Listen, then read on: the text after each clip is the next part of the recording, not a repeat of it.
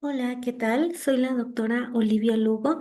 Este tema es de virología, pertenece a la parte de biodiversidad, en donde voy a hablar acerca de los diferentes tipos de virus y principalmente en este tema voy a hablar de los virus de ADN, los virus de cadena sencilla. Para poder hablar de estos virus, bueno, vamos a tener un objetivo. Nuestro objetivo principal es hablar sobre los virus de ADN, diferenciarlos entre otros tipos de virus, pero para poder lograr nuestro objetivo, primero necesitamos saber qué es un virus. Primero, vamos a recordar que un virus es una forma de vida, y voy a decir una forma de vida, ya que aquí los biólogos tienen bastantes problemas para definir si está vivo o no está vivo, pero es un parásito intracelular que puede o no estar con vida y que va a infectar a algo que sí vamos a considerar como un ser vivo. Los virus van a tener material genético de dos tipos, ya sea ADN o ARN, pero nunca van a tener los dos al mismo tiempo. Los virus van a tener diferentes formas para poder protegerse. Van a tener generalmente unas películas protectoras, una cápside, pero también van a tener diferentes tipos de envoltura. Los virus por sí mismos no se pueden replicar. Es por eso que se consideran parásitos e infectan a otros organismos para poder replicarse y tener esta división celular.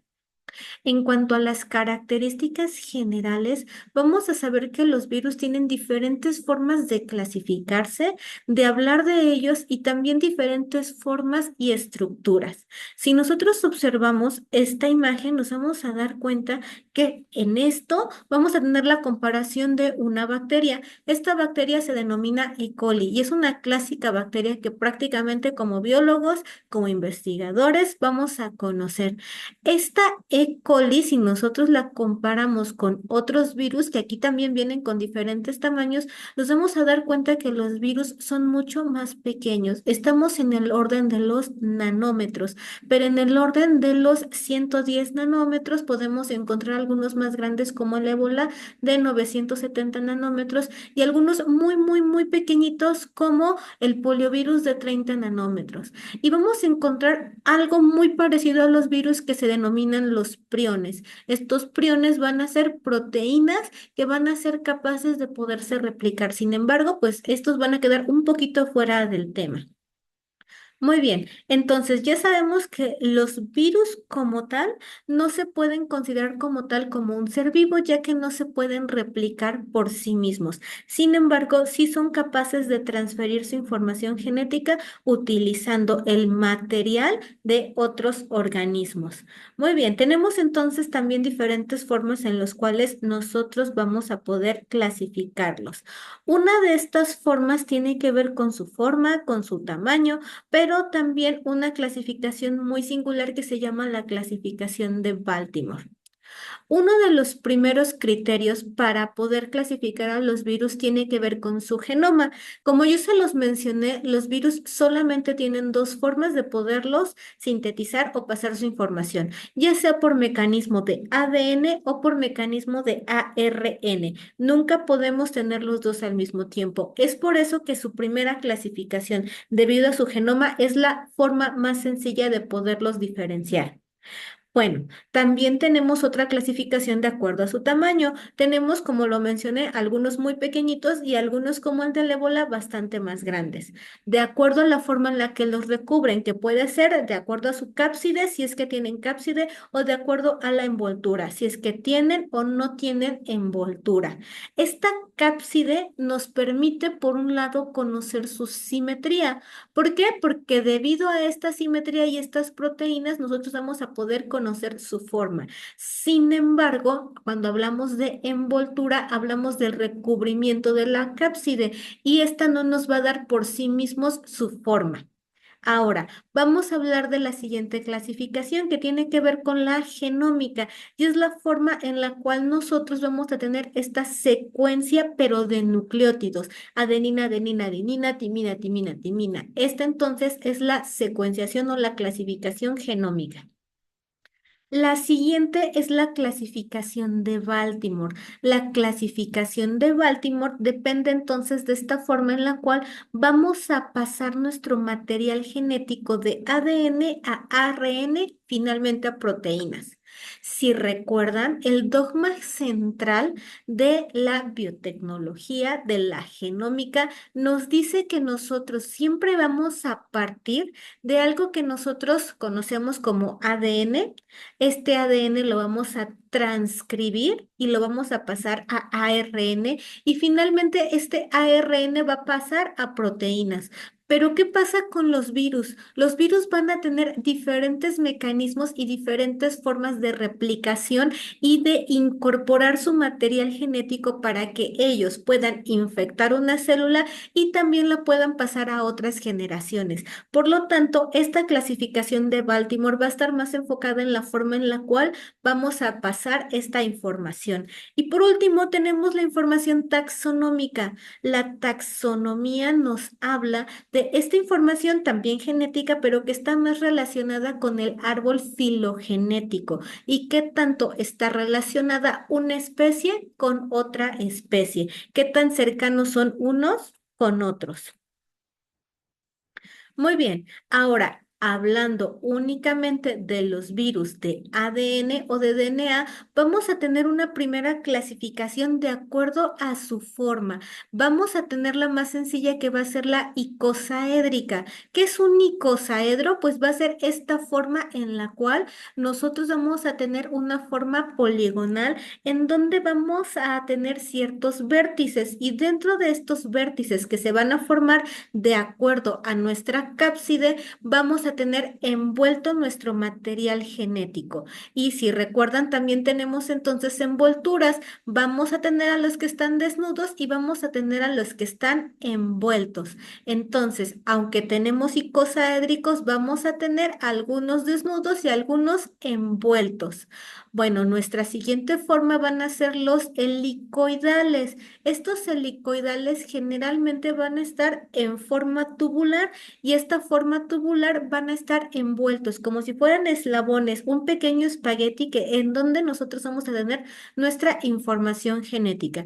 Y por último, vamos a tener algunos que consideramos complejos. Estos complejos van a tener una serie de interacciones en donde vamos a combinar algunas de estas estructuras. Bueno, no es necesario aprenderse todos y cada uno de los nombres, pero sí es importante conocer su forma, cómo se encuentran y poder identificarlos. Por ejemplo, un parvovirus, nosotros vamos a saber que es un virus de tipo desnudo, pero que además va a tener una forma icosaédrica. Por otro lado, un herpes virus, nosotros vamos a saber que va a ser un virus envuelto generalmente con señalizadores. Bueno, este tipo de virus, ¿para qué nos sirven y cuáles son estos señalizadores? ¿A dónde tenemos esta clasificación filogenética? Estos virus de ADN son los que nosotros tenemos aquí coloreados de color azul. Este tipo de virus van a ser un tipo de virus más complejo. ¿Por qué? Porque el ADN es muchísimo más complejo que el ARN. Si nosotros recordamos, el ARN es una única cadena monocatenaria mientras que un virus de DNA va a ser una cadena que vamos a tener unidas, va a ser una bicatenaria en donde vamos a tener un sentido y un contrasentido, mientras una va a estar corriendo de 5' a 3', vamos a tener su cadena en contrasentido de 3' a 5'. Los virus de ADN van a tener esta misma capacidad. Vamos a tener entonces una cadena doble, pero también va a ser una cadena lineal. En algunos casos vamos a tener una cadena circular. En el caso de las lineales tenemos al herpes virus y en el circular tenemos al papilomavirus. Muy bien, en las cadenas simples tenemos al parvovirus. Este tipo de virus son muy importantes. ¿Por qué? Porque vamos a distinguir algunos grupos dentro de ellos y tiene que ver con esta misma clasificación de Baltimore.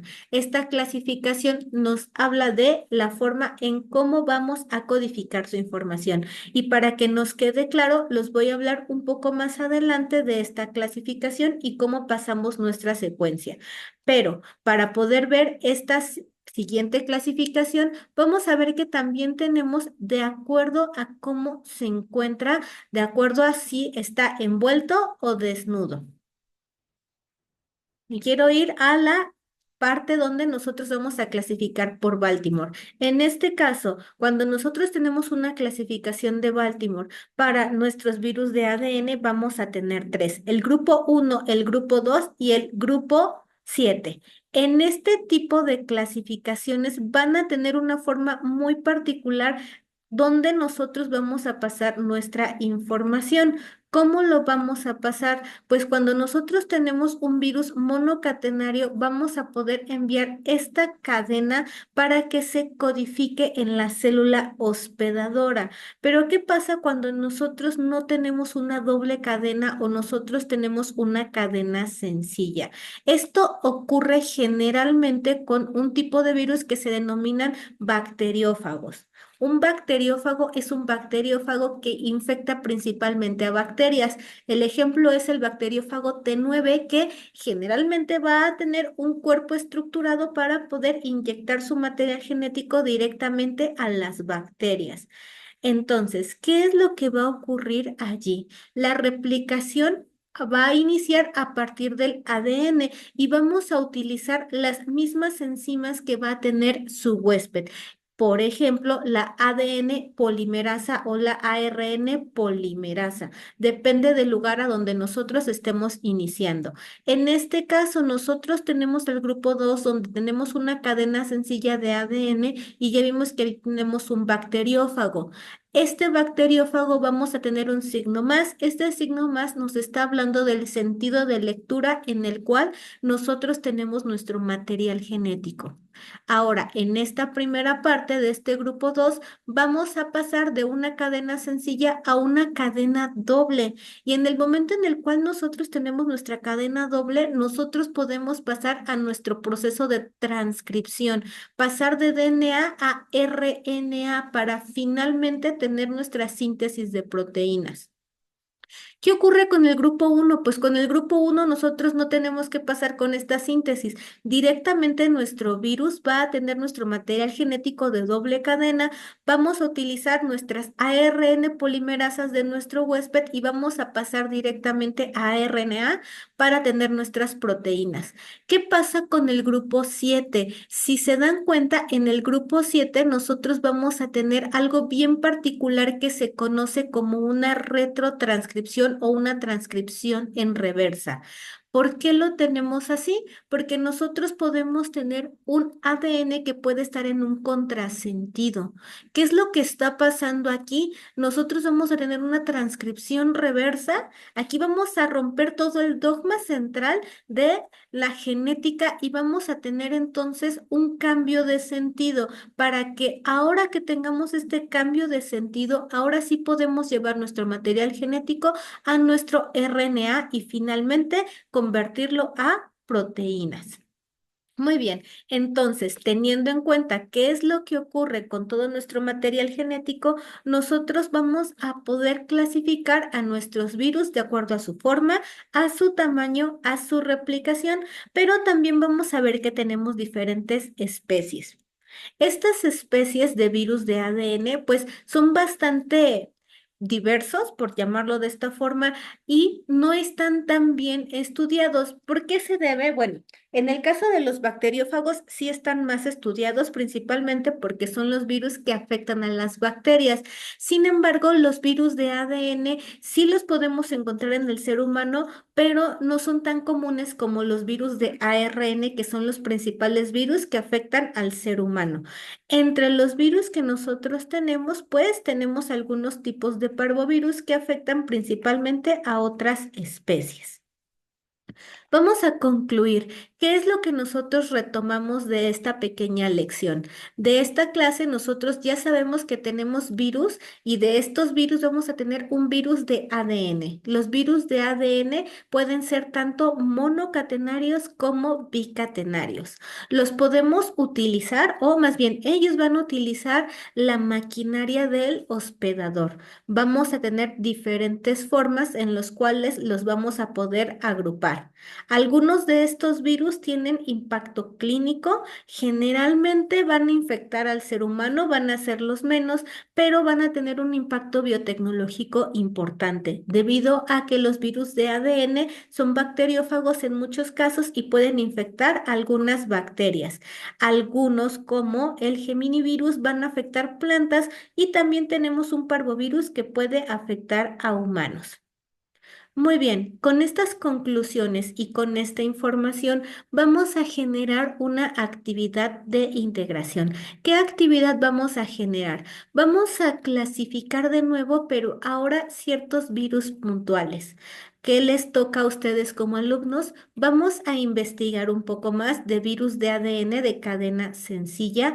Vamos a buscar los diferentes tipos. Aquí tengo algunos sugeridos, sin embargo, pueden investigar otro tipo de virus de ADN y vamos a realizar un cuadro comparativo. En este cuadro comparativo nosotros vamos a poner el nombre, la familia, su tipo de genoma que no va a cambiar muchísimo y vamos a poner tanto su enfermedad si es que la tienen o un uso biotecnológico asociado. Y como un plus vamos a poner un dato curioso sobre este virus. Vamos a subir nuestra información en formato PDF a nuestra plataforma. El tiempo que se van a llevar en esta actividad puede ser de unos 30 minutos. Si tienen alguna duda, me quedo en espera de sus comentarios y de no ser así, me quedo aquí también para poder comentar algo más sobre la clase.